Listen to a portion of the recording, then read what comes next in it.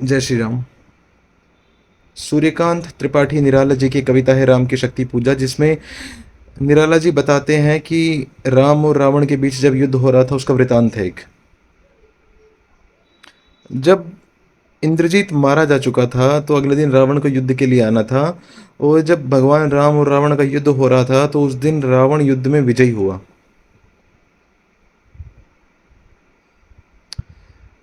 सूर्यास्त के बाद जब सेनाएं मिलती हैं तो सेनाएं बैठी।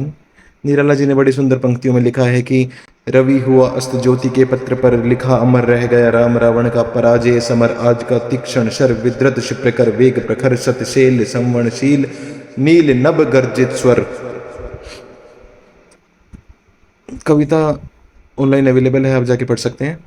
तो जब सारे के सारे सब लोग बैठे मंत्रणा के लिए, जब कि आज क्या हुआ, तो जामवंत जी प्रभु का हौसला बढ़ाने के लिए बोले कि प्रभु कोई बात नहीं, हार जीत चलती रहती है, हम हार गए तो क्या हुआ, कभी हार जीत तो युद्ध का नियम है, कभी आप हारेंगे कभी आप जीतेंगे, आज आप हार गए तो कोई बात नहीं, आज रावण विजयी हुआ, कल फिर नए जोश के साथ लड़ेंगे। आप ऐसे दुखी मत होइए सेनापति, नहीं तो आपकी सेना का हौसला कमजोर होगा।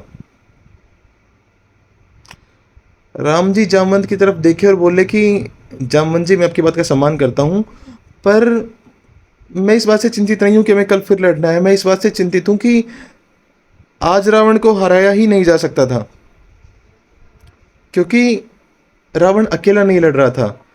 आज रावण माँ जगदम्बिका शक्ति के अंक में खड़ा होकर लड़ रहा था। जगदम्बे का हाथ था रावण के सर पर। जब शक्ति का हाथ रावण के सर पर था तो मैं रावण को तो हरा सकता हूं, अगर रावण अकेला लड़े तो मैं रावण को हरा सकता हूं, पर जब माँ जगदम्बिका शक्ति रावण के साथ लड़े तो मैं क्या, कोई भी रावण को नहीं हरा सकता। तब जामन जी बोले, प्रभु अगर इतनी सी बात है तो आप ध्यान लगाइए ना, आप माँ जगदम्बिका को प्रसन्न कीजिए, कुछ दिन के लिए सेना का संचालन लक्ष्मण जी करेंगे, सेनापति लक्ष्मण जी होंगे और हम संभाल लेंगे रावण को कुछ दिन के लिए। हम मार नहीं पाएंगे उसको, पर हम उसको संभाल लेंगे। आप माँ शक्ति का ध्यान लगाइए, माता को प्रसन्न कीजिए, विजय के लिए माता की आराधना कीजिए। प्रभु को बात समझ में आई। प्रभु ने हनुमान जी को कहा कि हनुमान जी, मेरे को ना 108 नीलकमल हर रोज आप ला के दे दीजिए करिए सरोवर से, और मैं फिर माता के ध्यान में बैठता हूँ। तो फिर 108 नीलकमल आए हर रोज। प्रभु पहले दिन ध्यान लगाया, दूसरे दिन ध्यान लगाया, तीसरे दिन ध्यान लगाया, चौथे दिन लगाया। शरद नवरात्रे जिन्हें हम कहते हैं, अश्विन शुक्ल पक्ष से चालू होने वाले शुक्ल नवरात्रे, जिसके 10वें दिन विजयदशमी आती है, वो ये वही दिन थे जिनमें भगवान श्री राम ने माता जगदम्बिका का ध्यान लगाया था। तो प्रभु माता को 108 नीलकमल हर रोज अर्पण करते हैं। और जब 9वां दिन था तो 107 नीलकमल प्रभु अर्पण कर चुके थे माँ जगदम्बिका को, और 8वां जब 108वां नीलकमल जब अर्पण करने गए तो माता ने उनका वो नीलकमल छुपा लिया परीक्षा लेने के लिए, देखने के लिए कि राम अब क्या करेंगे, बुद्धि की, उनकी संयमता देखने के लिए, उनकी बुद्धि की समझ देखने के लिए कि राम अब क्या करेंगे।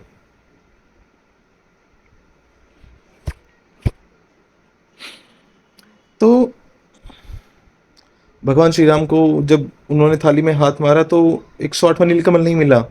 तो उन्हें याद आया कि मेरी माँ मुझे ना राजीव नयन कहती है कि बेटा तेरे जो आंखें हैं ना वो बिल्कुल कमल के जैसे हैं।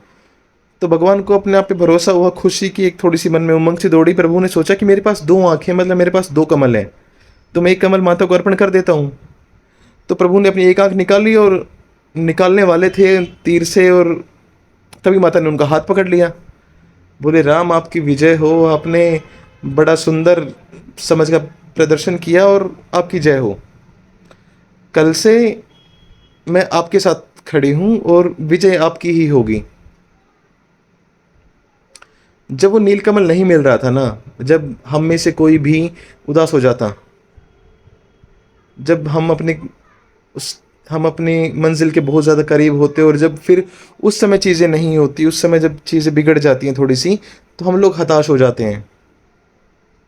पर वो प्रभु राम थे निराला जी ने लिखा कि वह एक और मन रहा राम का जो न थका, जो नहीं जानता दिन ने नहीं जानता विनय।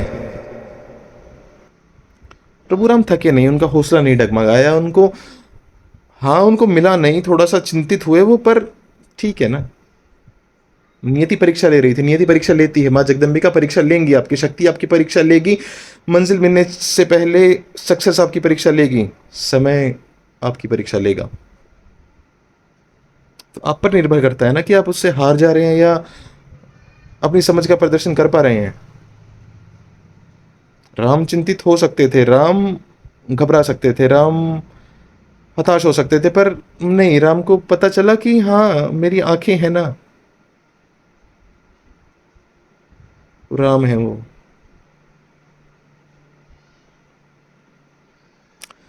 कभी कभी हमारे जीवन में ऐसा मुकाम आता है, ऐसा पड़ाव आता है जब हम सब कुछ हार जाते हैं।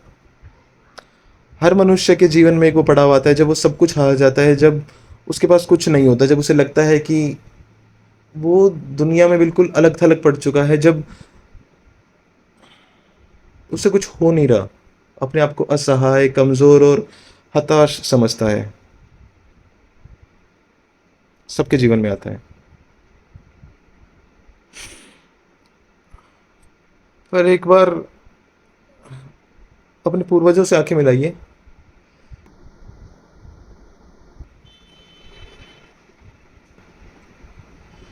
एक बार अपने पूर्वजों से आंखें मिलाइए और एक बार खुद पे भरोसा कीजिए कि क्या आपको इसी दिन के लिए भेजा था उन्होंने। क्या प्रभु आपको जीवित रख रहे हैं तो कैसी दिन के लिए आपको जीवित रख रहे हैं कि आप एक दिन हताश हो जाएं, आप हार जाएं। अगर आपको कुछ मिलना ही ना होता नियति में, तो आप जीवित भी ना होते आज तक। परीक्षाएं लेते हैं, मिलता है पर चीजें। वर्षों तक वन में घूम घूम बाधा विघ्नों को चूम चूम से, धूप घाम पानी पत्थर, पांडव आए कुछ और निखर, सौभाग्य ने सब दिन सोता है, देखें आगे क्या होता है। सौभाग्य सब दिन नहीं सोता, देखते हैं आगे क्या होता है। हाँ आज का दिन खराब था, आज का समय खराब हो सकता है, कभी कभी मेरे अनुकूल नहीं हो सकता, पर ये जो हार जीत चलती रहती है, इसमें हार का क्या मतलब। आप जीतने के लिए आए थे ना संसार में, अपना नाम बनाने के लिए आए थे। आपने लक्ष्य जब शुरू किया था तो बड़ी उम्मीद के साथ शुरू किया था कि हाँ मैं जीतूंगा, हाँ मैं कुछ कर पाऊंगा, और तो फिर अब ये जो सेटबैक्स हो रहे हैं इनका क्या मतलब। चलता है यार, दैट्स फाइन, टोटली फाइन।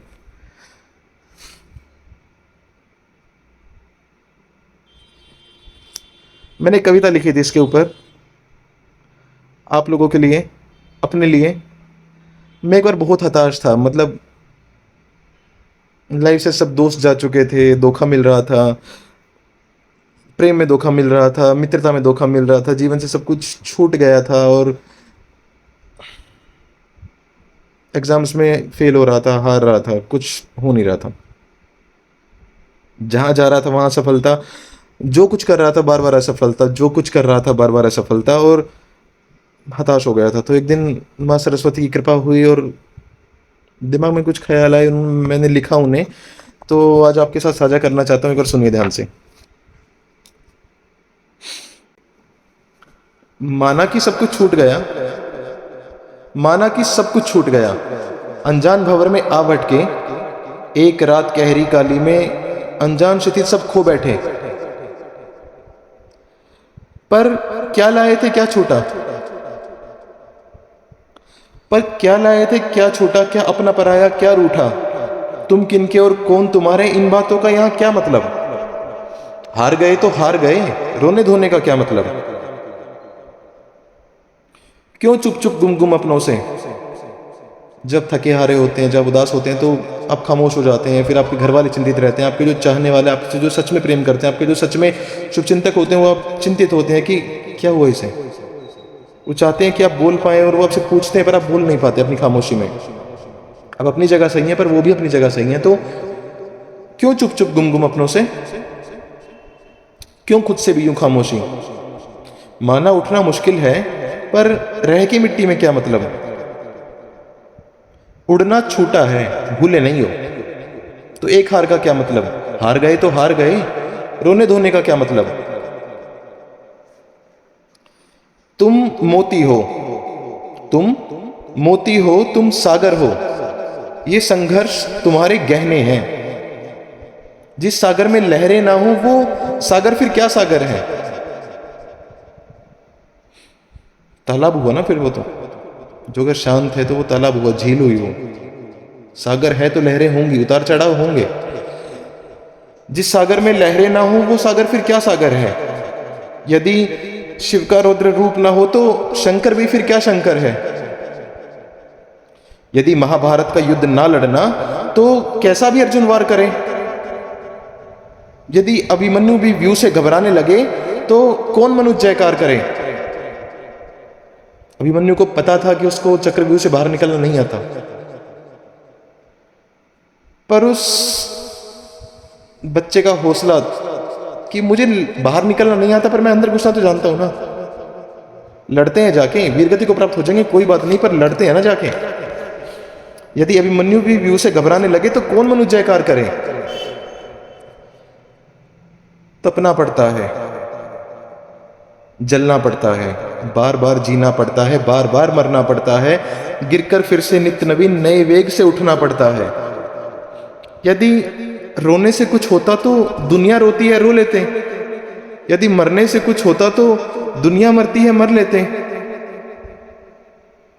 पर केवल तप और श्रेष्ठ चरित्र, केवल तप और श्रेष्ठ चरित्र से दशरथ नंदन राघव से प्रभु श्री राम बने। केवल शक्ति के सृजन से ही मनुष्य को जीवन में सम्मान मिले। करने से सारे काम बने और ढूंढने से ही भगवान मिले। गंगा तो तभी उतरती है ना जब भागीरथ तप करता हो। गंगा के अवतरण के लिए, गंगा की अवतरणी कथा में आता है कि गंगा को उतारने के लिए राजा सगर की कई पीढ़ियों ने तपस्या की, परंतु प्रभु ने दर्शन नहीं दिए, गंगा उतरी नहीं। तो लेकिन जब भागीरथ ने कठोर तप किया तब गंगा माता स्वर्ग से धरती पर आई। तो गंगा तो तभी उतरती है ना जब भागीरथ तप करता हो। काल भी चरण पकड़ता है जब बनता मनुज दशानन हो। कभी कभी चीजें आपके हाथ में नहीं होती, कभी कभी आपको अपना रुद्र रूप दिखाना पड़ता है, कभी कभी आपको अपना सब कुछ भूल के आपको ये बोलना पड़ता है कि yes I am the man, yes I am capable, yes मैं हूं। कभी कभी आपको उस बिलीफ में भर के उस लोग ईगो अहंकार बोल देते हैं, कभी कभी अपने आप पे भरोसा करके अपना हाँ ईगो दिखानी चाहिए, अहंकार दिखाना चाहिए, कभी कभी बिलीफ में भर के यस आई एम कैपेबल। तो काल भी चरण पकड़ता है जब बनता मनुज दशानन हो। तो मिट्टी के महलों पर क्या रोना, काया की माया में क्या खोना। जागो देखो क्या भूले, जागो देखो क्या भूले, क्यों हारे क्या क्या छूटा। यत्न करो कुछ और सही, कुछ और चलो सब पास यहीं। मंजिल पानी है चाहे कुछ भी हो, तो एक और हार का क्या मतलब। हार गए तो हार गए, रोने धोने का क्या मतलब। हार गए तो हार गए, रोने धोने का क्या मतलब। अपने आप पे भरोसा कीजिए, प्रभु पे भरोसा कीजिए।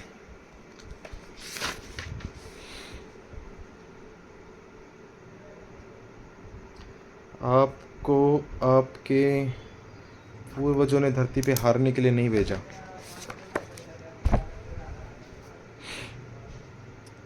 जब शून्य पे होते हैं तो वहां से आप केवल ऊपर उठ सकते हैं। उससे बुरा आपके साथ कुछ हो नहीं सकता।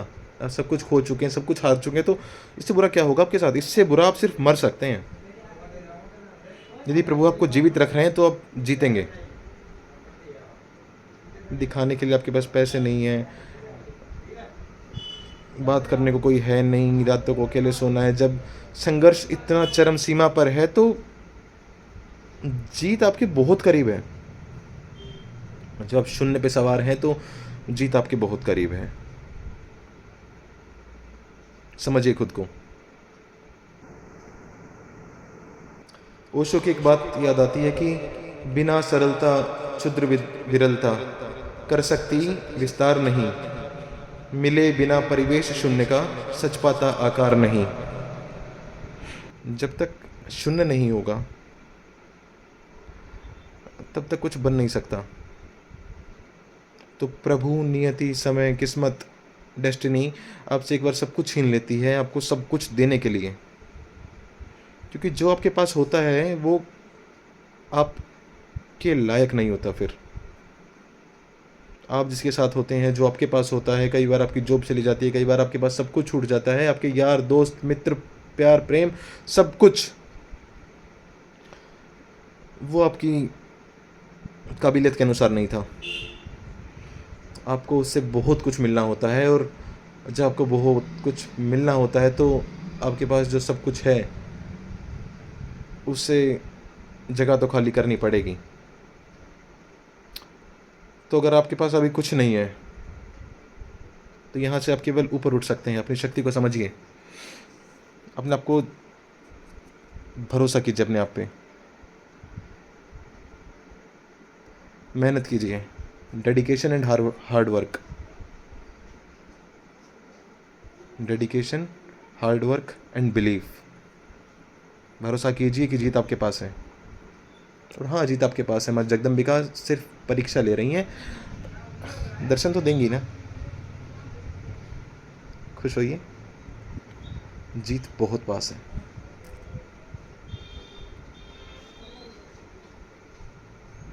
अच्छे दिन सच में आने वाले हैं।